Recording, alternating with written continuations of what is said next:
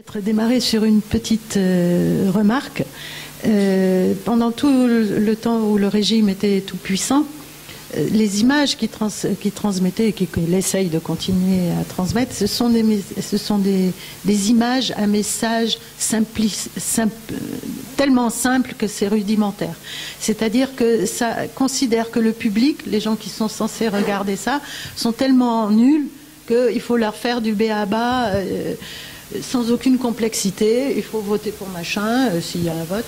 Il faut être avec machin, avec le pouvoir, parce que les autres, c'est les méchants. Il y a les bons et les méchants. Il n'y a aucune complexité. On considère que le public n'est pas capable de penser par lui-même.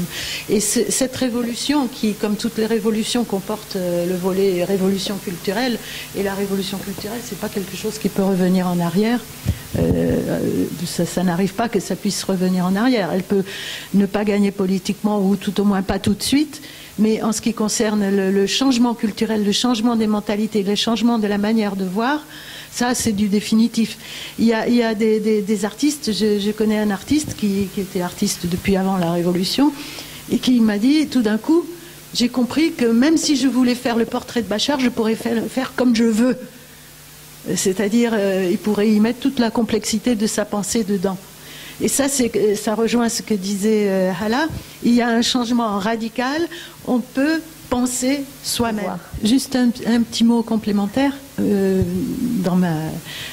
Ayant été professeur à une école d'architecture qui a quand même quelque chose à voir avec la création, parfois, je peux assurer une chose, c'est que les étudiants, ils sont comme partout ailleurs dans le monde, sauf que manque d'informations, parce que c'est bloqué, pas de bouquins, qui a été légèrement compensé par le fait qu'il y a des télévisions et des choses comme ça qui n'ont pas pu être empêchées, même avant la Révolution. Ce qui fait que les jeunes, ils ont su qu'il existait quelque chose à l'extérieur, ce qui n'était pas tout à fait le cas auparavant.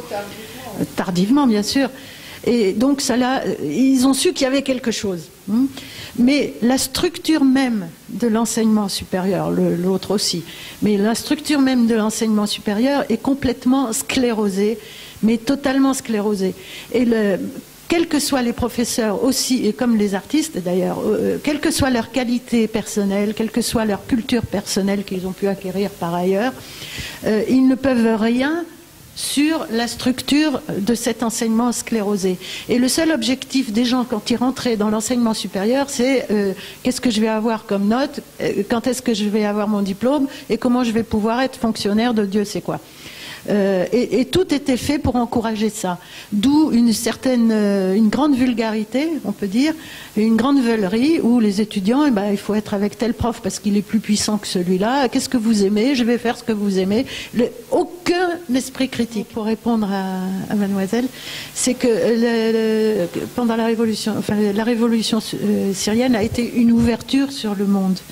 Et si par malheur elle se repliait, alors qu'il y a une amertume vis-à-vis des aides internationales qui ne sont pas venues, ça serait un repli mortel, quoi. Je pense que, en tout cas pour la création et pour l'avenir de la Révolution, il ne peut pas rester replié sur soi. Les actes de solidarité inter à la Syrie pendant le régime des Assad étaient très limités. On ne voyait pas des gens qui se battaient pour la solidarité avec le Vietnam ou avec je ne sais quoi. Ils n'en pensaient pas moins, mais il n'y avait pas d'action, pas comme dans les autres pays. Là, ils sont ouverts. Ils sont ouverts, et Kaffer Nobel est un des grands exemples. Ce sont des gens d'un petit village qui sont ouverts au monde et qui font les commentaires de la vie politique du monde. Et c'est en relation directe avec ce qui se passe en Syrie. Et ça c'est une nouveauté.